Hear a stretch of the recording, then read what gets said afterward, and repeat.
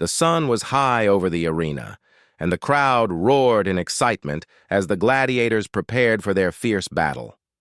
But today, it wasn't just any fight. The air was thick with anticipation. A man whose reputation had already begun to spread, like wildfire, stood tall in the center of the sand-filled arena. His name was Marcus, but in the eyes of those who had seen his courage, he was already more than just a man. He was a hero. Marcus was a man who had never feared battle. But today's fight was different. Today, he wasn't just fighting for glory or wealth.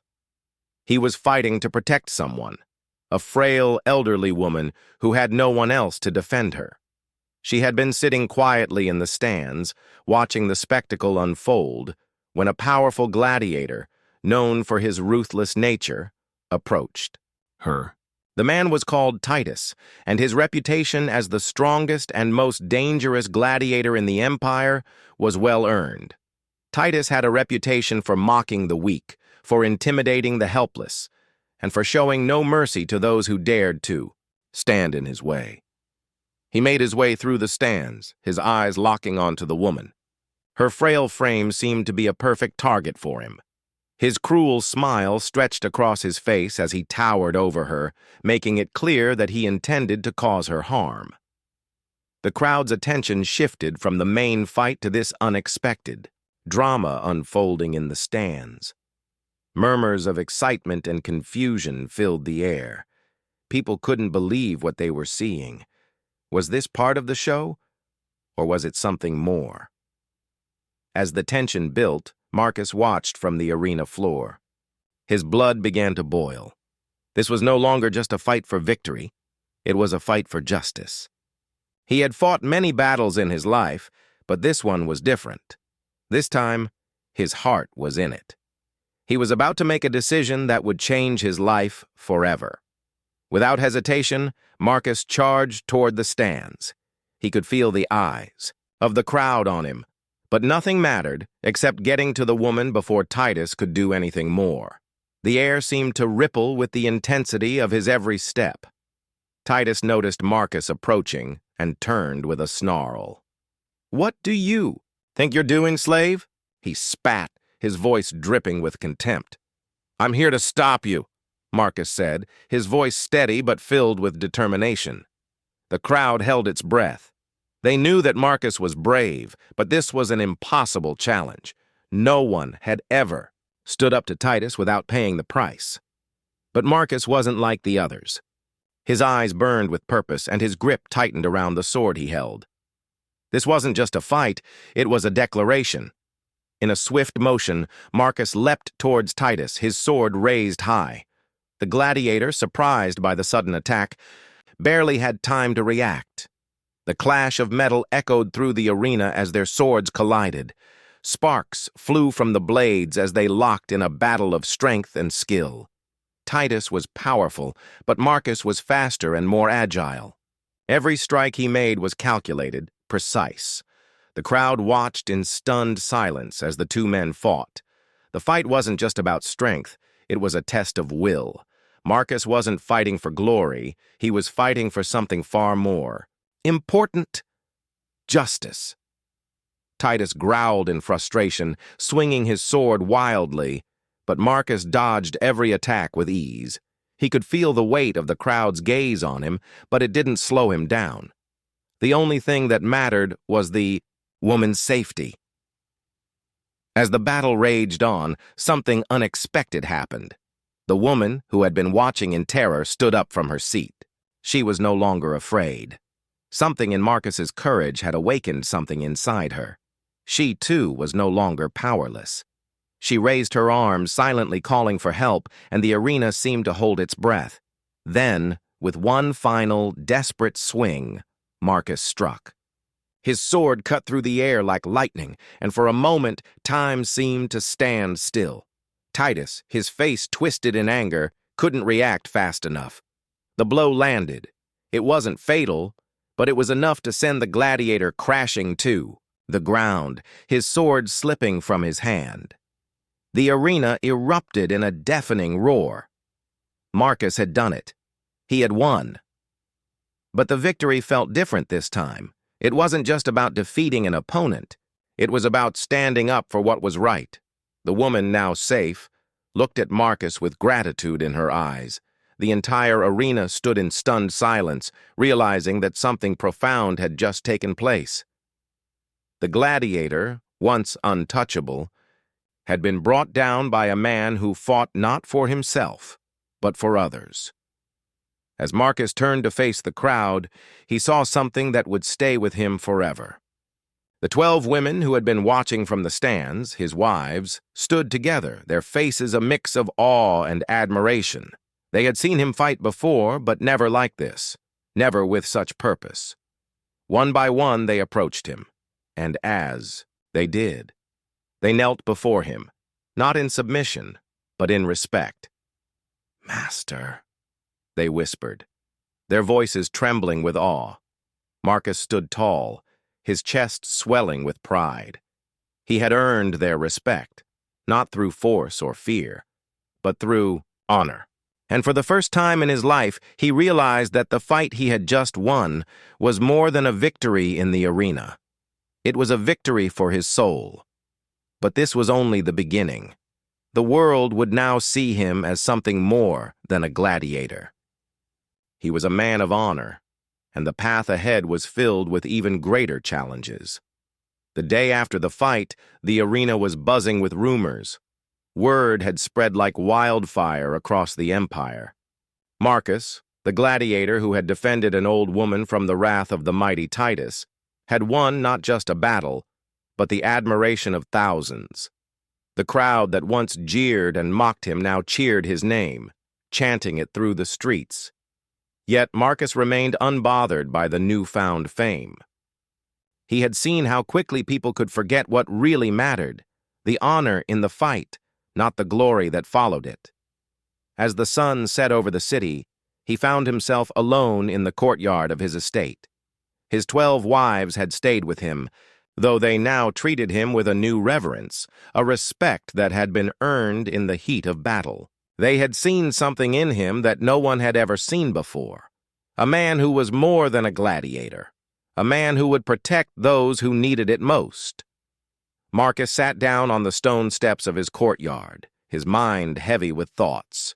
The crowds, cheers were still ringing in his ears, but they did little to calm the storm inside him. He was no longer just a fighter. He had done something far more significant. And now people expected him to act on it. One of his wives, Valeria, approached him quietly. Her presence was always calming, like the stillness of the sea before a storm. She was the first among them, the one who had stood by him from the very beginning. "You're troubled," she said softly, sitting beside him. Marcus looked at her, his face hard. "I never wanted this. To be seen as more than just a warrior. More than just a killer." Valeria placed a hand on his arm, her touch gentle. "But that's what you've become, Marcus. You've shown the world something they've never seen before. You didn't fight for glory or wealth. You fought for someone who couldn't defend herself. That's what makes you different." Marcus sighed. "I didn't do it for the people, Valeria. I did it because I couldn't stand by and watch that man hurt her. But now, I'm expected to lead, to be something I never wanted to be." Valeria was silent for a moment, understanding his struggle. "What you did in the arena was more than just a victory. You defended a life, and that act of courage will resonate with those who saw it. Whether you want it or not, you've become a symbol of hope." The words echoed in Marcus's mind as he stared into the distance. It was true. The fight had been witnessed by thousands, but the impact of it went far beyond the arena walls. People would remember him not as a gladiator, but as someone who had the courage to stand up against the cruelty of the world. That night, as Marcus lay in bed, his thoughts continued to race. He had fought in countless battles, but never for a cause that mattered so much. He had always fought to survive, to earn his freedom, but now the idea of true freedom seemed elusive. People didn't just want him to be a protector, they wanted him to lead them, to become their master. The next morning, Marcus awoke with a new sense of purpose. He could no longer hide from the responsibility that had been thrust upon him. The Empire was a brutal place where the strong ruled and the weak suffered. But Marcus had seen something that day in the arena that changed him. He could be more than just another fighter. He could be the man who changed the system. His first move was a bold one. He would not wait for the Empire to decide his fate. He would take control of his own destiny. Marcus summoned his 12 wives to the main hall. They stood in a circle around him, their eyes filled with curiosity. He had never spoken to them with such seriousness before. "I've made a decision," Marcus began, his voice steady. "We will not remain idle while the people suffer. I will lead them. I will be the master they need." His wives exchanged glances, unsure of what this meant for their future. But Marcus's words were not just about power. They were about justice, the kind of justice he had fought for in the arena, the kind that went beyond personal gain. "I will build an army," he continued, "not of killers, but of warriors who fight for something greater. We will protect the weak. We will stand against tyranny." Valeria stepped forward, her eyes shining with determination. "And what will we do, Marcus? How will we begin?" Marcus looked at her, a fire igniting within him. "We will start by training those who have been overlooked. We will train the outcasts, the ones who have no voice. Together, we will create an army that cannot be defeated." It was a risky plan. The Empire was not a place that welcomed change, especially from someone like Marcus. But he knew in his heart that this was the only way forward. The people had seen his courage, and now they would see his resolve. The first steps toward Marcus's new world had begun. The days following Marcus's declaration were filled with action.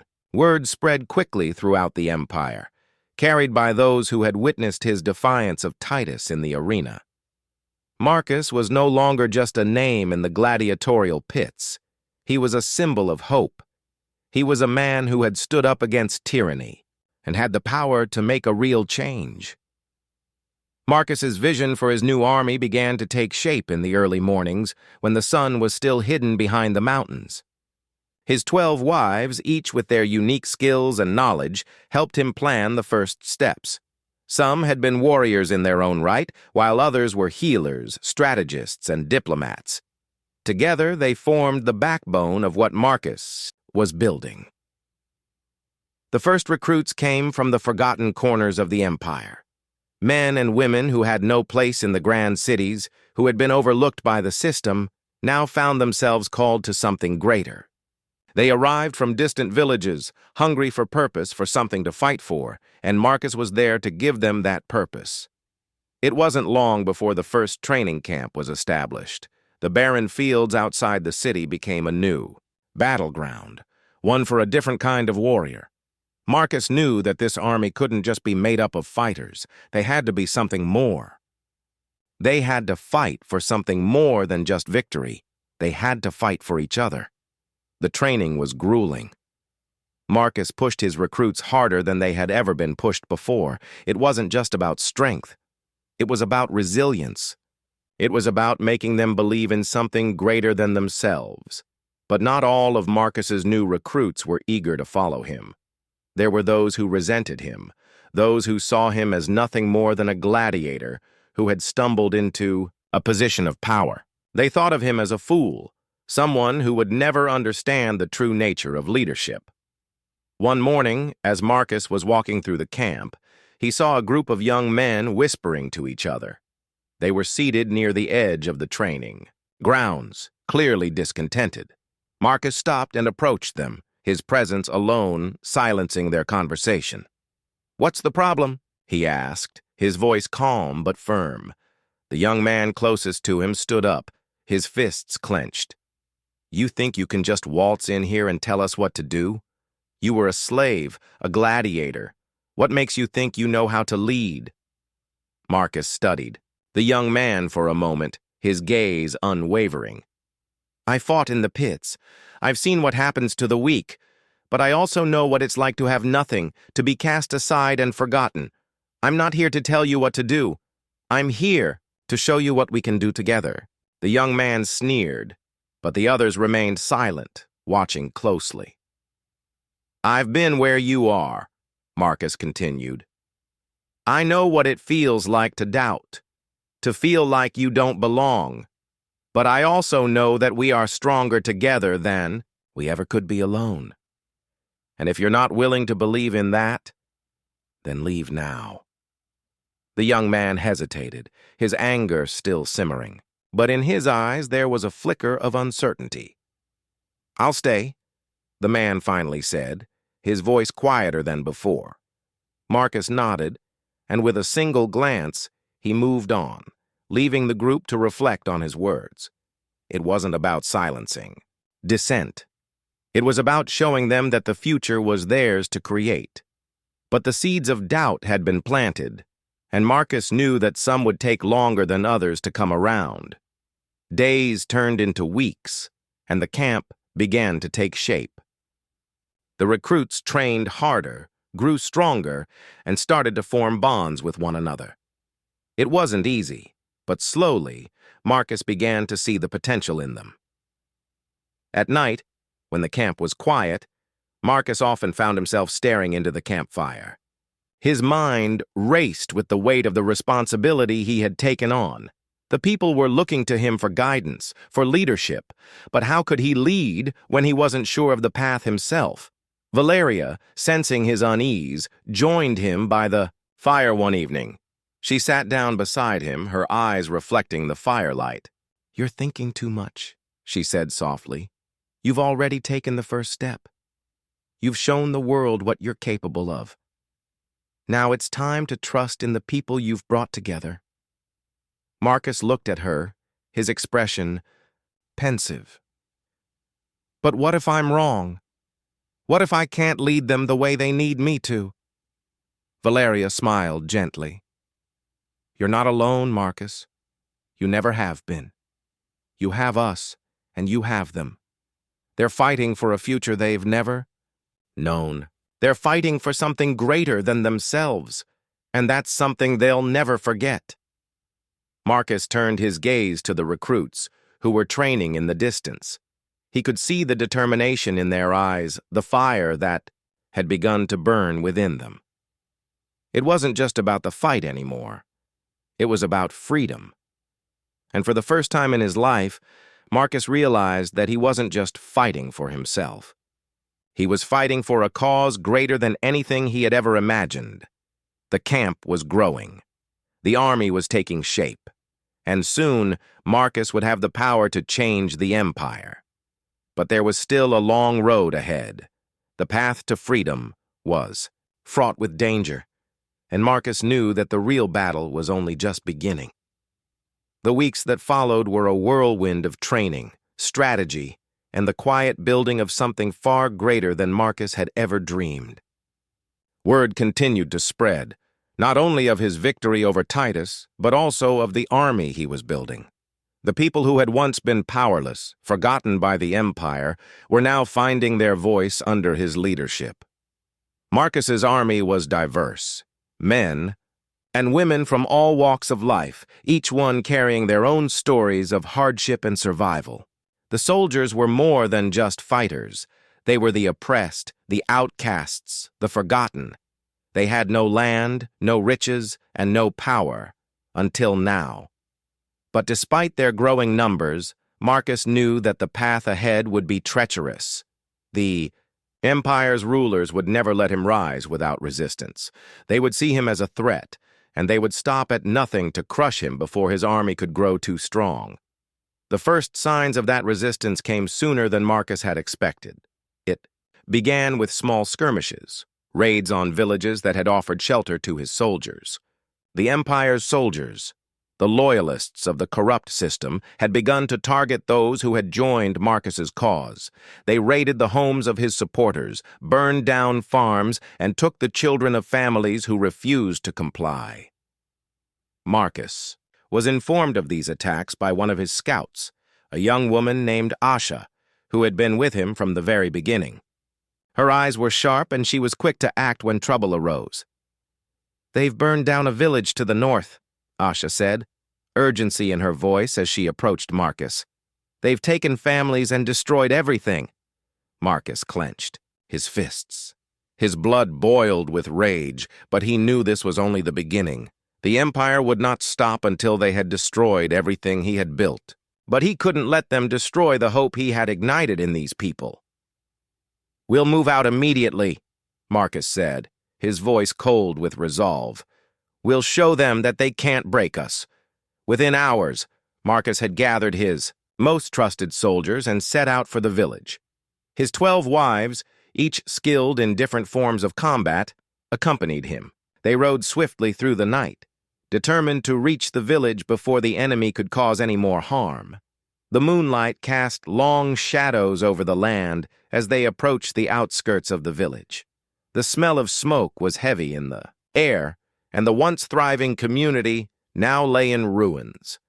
Buildings that had once housed families were now nothing but smoldering ruins. Marcus's heart sank at the sight, but he knew they couldn't afford to dwell on the devastation. They had to act, and they had to act fast. "We need to move in quietly," Marcus ordered. "We're not here to start a war. We're here to save lives." His soldiers nodded, each one understanding the importance of what they were about to do. They had trained for moments like this, where precision and stealth mattered more than brute force. Marcus and his team moved silently through the charred remains of the village, their eyes searching for any sign of life. They found a group of survivors hiding in the remnants of a collapsed building. An elderly man and a woman, both injured, along with a small child, cowered in the shadows. "Are you all right?" Marcus asked, kneeling beside them. His voice was soft, his concern genuine. The man looked up, his face marked with soot and fear. "We thought it was over. The soldiers came, took what they could, and left nothing behind.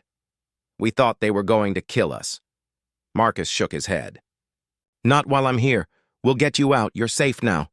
With the survivors in tow, Marcus led his group deeper into the village, searching for any others who might have survived. It wasn't long before they encountered the enemy soldiers. A small band of Imperial soldiers, still patrolling the area, unaware of Marcus's presence. Valeria, one of his wives, signaled him silently, her eyes narrowing in concentration. They had trained together for moments like this, when silence was their only weapon. The soldiers didn't stand a chance.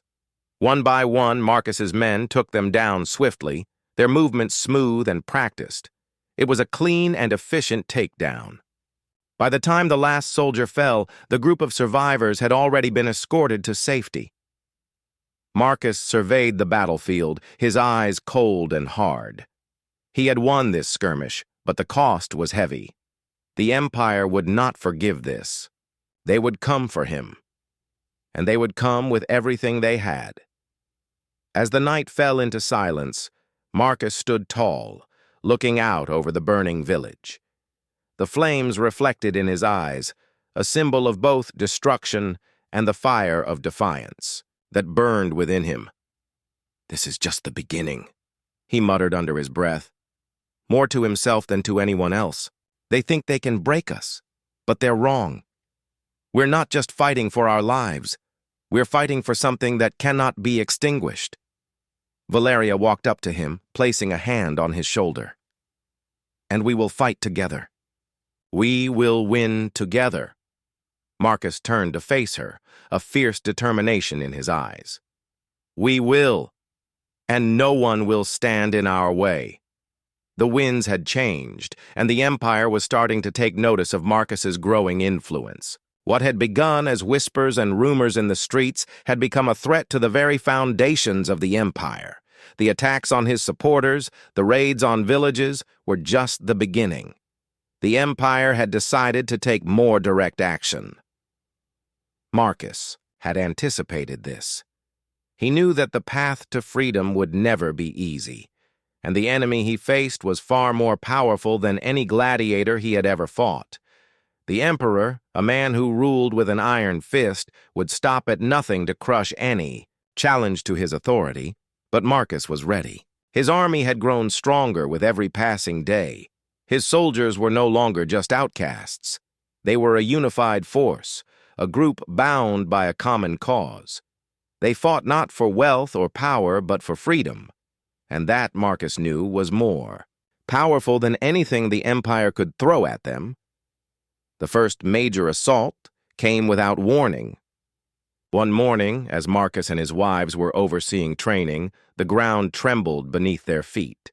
Smoke rose in the distance, and the sound of war drums echoed through the air. The Empire's legions were marching toward them. "They're coming," Asha the scout said breathlessly as she approached Marcus. "They've mobilized their entire army." Marcus's heart sank, but he didn't show it. This was the moment he had been preparing for, the fight he had been waiting for. The stakes were higher than ever before. The Empire would not allow them to continue unchecked. "Gather the troops," Marcus ordered, his voice sharp. "It's time to fight." The army quickly mobilized, moving into position as Marcus's leadership was put to the test. His wives, each skilled in different aspects of combat, rallied the soldiers, ensuring that every man and woman knew their role. Marcus had always been a gladiator, a warrior in the pits, but now he was more than that. He was a commander, a symbol of resistance. And it was his strength, his unshakable will, that would guide them through this battle. As the enemy legions approached, Marcus stood at the front of his army, looking out over the battlefield. The air was thick with tension. This would not be a fight for glory. This would be a fight for survival. The two armies faced each other across the vast plains. The Empire's legions were a well-oiled machine, their soldiers disciplined and experienced.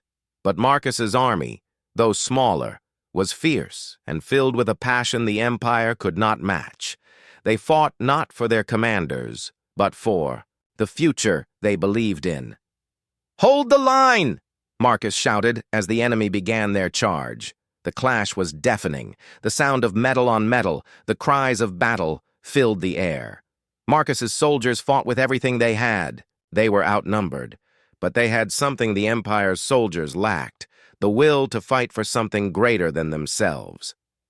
Marcus fought alongside them, his sword cutting through the enemy ranks with precision. He was a whirlwind on the battlefield, moving faster than any of his opponents expected. He wasn't just fighting for himself, he was fighting for the future of every person who had ever been oppressed by the Empire. But despite their fierce resistance, the battle was proving to be more difficult than Marcus had anticipated. The Empire's forces were relentless, and their numbers seemed endless. Slowly, his soldiers began to waver.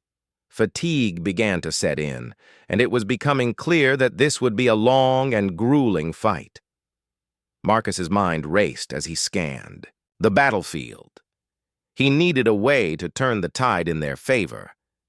That's when he saw it, an opening in the enemy's flank. It was a risk, but it was the only chance they had. "Valeria," Marcus shouted, his voice cutting through the chaos. "Take the left flank. We'll hit them where they least expect it." Valeria nodded without hesitation, her eyes filled with determination. She was a master of strategy, and she knew exactly what needed to be done. With a wave of her hand, she signaled the soldiers on the left to move. The charge came swiftly.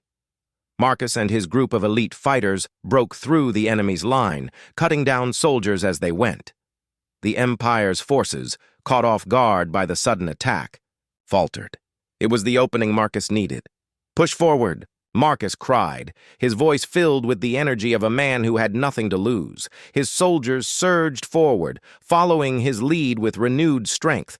The enemy's lines began to break as Marcus's forces swarmed them. The battle, which had seemed like a losing fight just moments before, now began to tilt in their favor. But the battle was far from over. As Marcus fought his way toward the enemy's general, he spotted something that made his blood run cold. A squadron of Imperial cavalry charging straight toward his army's vulnerable flank. "Fall back!" Marcus shouted, trying to rally his forces. But it was too late. The cavalry tore through the line, cutting down soldiers as they rode through. The momentum shifted once again, and for a moment it seemed as though all was lost. But Marcus refused to give up. He would not allow his army to be defeated. Not like this. With everything he had left, Marcus pushed through the chaos, fighting his way toward the Imperial general. The general, a tall man with a cold, calculating gaze, stood at the rear, watching the battle unfold with detached amusement. "You think you can defeat the Empire?" the general sneered as Marcus approached. "I think we're already winning," Marcus replied, his voice filled with a fierce confidence. Without another word, Marcus charged. The two men clashed in the center of the battlefield, their swords ringing out as they fought. The general was skilled, but Marcus had the fire of 1,000 battles within him. With a final powerful strike, Marcus disarmed the general and sent him sprawling to the ground. The Empire's soldiers, seeing their leader fall, began to retreat. Marcus's army, battered but unbroken, pushed forward, and the tide of the battle turned. As the dust settled and the sounds of battle faded, Marcus stood over the fallen general. His army had won, but it had come at a great cost. Many had fallen in the fight, and the victory was bittersweet. The Empire had struck back, but Marcus had shown them that they were not invincible. And though the battle was won, Marcus knew that this was only the beginning. The war for freedom had just begun, and there would be many more battles to fight before the Empire could be truly defeated. The aftermath of the battle left the battlefield littered with bodies, both friend and foe. Marcus stood at the edge of the plain, staring out over the carnage. The victory had been hard won, but it was still a victory. His soldiers were exhausted, their faces smeared with dirt and blood, but they had triumphed against overwhelming odds. They had struck a blow against the Empire, a blow that would not be forgotten. But Marcus knew the cost of that victory. It was only a matter of time before the Empire would retaliate. They would send more soldiers, more generals, more resources. They would not let this uprising go unanswered. The camp was quiet, save for the sounds of soldiers tending to the wounded. Marcus walked through the rows of makeshift tents, his mind racing. He couldn't allow his people to think they had won the war. The battle had been a success, but the war was far from over. And Marcus needed a plan. One that would not only defend his army, but also keep the flame of resistance burning. It was then that Valeria approached him, her eyes weary but resolute. "We can't keep fighting like this," she said, her voice filled with concern. "We need to think beyond just surviving. The Empire will come after us again, and next time they won't hold back." Marcus turned to her, his expression grave. "I know, but we can't run. We've already seen what the Empire does to the innocent. We've seen the raids, the destruction they leave in their wake. We can't allow them to continue this. We have to fight back, no matter the cost." Valeria nodded, but there was a shadow in her eyes. "We need a strategy, Marcus. We can't keep fighting battles and hoping for the best. We need to find a way to strike at the heart of the Empire. We need to hurt them where it will hurt the most." Marcus's mind raced as he considered her words. The heart of the Empire. The idea had been planted in his mind, but he didn't know how to make it a reality. They were still outnumbered, still underfunded, and still at a disadvantage. But there was one thing Marcus knew for certain. The Empire's strength lay in its capital, in the Emperor's palace. If they could take that, if they could strike directly at the source of the Empire's power, they might have a chance to bring down the entire regime. "We need to strike at the Emperor's palace," Marcus said, the words coming out as if they had been sitting in his chest for far too long. "We'll cripple the Empire's leadership, and in the chaos, we'll rally the people to our side." Valeria's eyes widened in realization. You're talking about a direct assault on the capital. That's madness. Marcus's face was set in determination. It's the only way. If we can take the palace, we can take the heart of the empire. We can expose the emperor's cruelty to the people, and they'll rise up against him. But we're still outnumbered, Valeria said, her voice filled with doubt. The empire won't go down without a fight. We don't even know how we can get inside. Marcus looked at her, his eyes burning with resolve. We'll find a way. We always do. The next few days were spent in intense preparation. Marcus gathered his most trusted generals and advisors to discuss the plan. A direct assault on the capital would be risky, but they didn't have the luxury of time. Every day that passed, the empire's forces grew stronger, and his army grew weaker. They had to act before it was too late. The plan was set. They would need to travel in small, stealthy groups to avoid detection. They would infiltrate the capital, strike at the heart of the empire, and return with a victory that would shake the world to its core. But the risks were high. The emperor's palace was heavily guarded, and the empire's spies were everywhere. Even the smallest mistake could result in disaster. As the day of the assault drew nearer, Marcus found himself unable to sleep. He sat alone in his tent, his mind swirling with thoughts of the people he had promised to protect. He had come so far, but he couldn't shake the feeling that this could all end in failure. That night, as the camp settled into uneasy silence, Valeria appeared at his side. Once more, she sat down beside him, her presence a quiet comfort amidst the chaos of his thoughts. "You're worried," she said softly, her voice gentle but knowing. Marcus nodded, his eyes distant. "We're going up against the most powerful empire in the world. What if we fail? What if I lead them to their deaths?" Valeria placed a hand on his arm, her touch warm. "You've already led them to victory, Marcus. You've shown them that they are not powerless. You've given them hope, and that is something the empire can never take away." Marcus met her gaze, his eyes filled with a mixture of doubt and determination. "I don't know if I'm ready for this, but I have no choice. I can't back down now." Valeria smiled softly, a look of understanding in her eyes. "You're not alone, Marcus. You never have been. We fight together. We stand together." The weight of her words settled over him like a shield. He had fought alone for so long. But now he wasn't alone. He had an army, he had a cause, and most importantly, he had the support of those who believed in him. The next morning, as the sun rose over the camp, Marcus stood at the front of his army once more. His soldiers were ready. They had trained for this moment. They were ready to strike at the heart of the empire, and they would not stop until they had won. "This is it," Marcus said, his voice carrying over the field. "Today, we strike at the empire's heart. We fight not just for ourselves, but for the future of all who have been oppressed. This is our moment. Let's make it count." And with that, they marched toward the capital, toward the heart of the empire. The journey to the capital was long and fraught with danger. Marcus's army moved in the cover of darkness, traveling by back roads and hidden paths to avoid detection. Each step forward felt like a step toward destiny, but the weight of what was to come pressed heavily on Marcus's shoulders.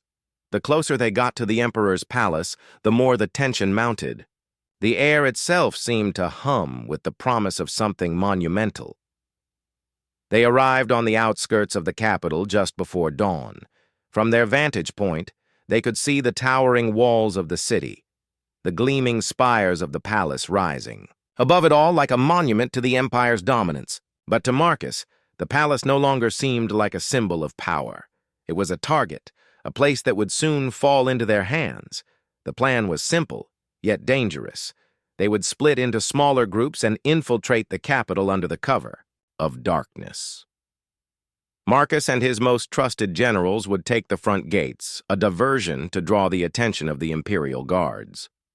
Meanwhile, Other groups would sneak through secret tunnels beneath the city, making their way toward the palace from within.